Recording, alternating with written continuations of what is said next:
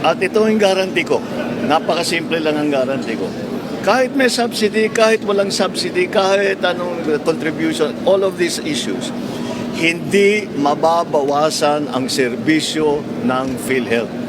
Hindi mababawasan ang bayad ng PhilHealth sa insurance claim. In fact, baliktad. Padadamihin pa namin ang serbisyong ibibigay ng PhilHealth, palalakihin pa namin ang pagbayad sa insurance claims. So, I would like to just assure everybody, huwag niyong inaalala na mababawasan ang serbisyo kahit na kanino, para sa senior, para sa mga hirap, para sa middle class. Walang mababawasan kahit isang kusing. Quite the opposite.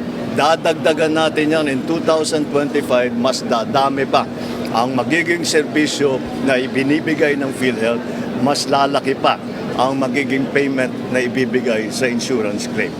Kaya wag po kayong mag-aalala, walang mawawala sa serbisyo ng PhilHealth. Mas pinapaganda pa nga namin ang pagpatakbo ng PhilHealth para mas marami pang maibibigay sa taong bayan.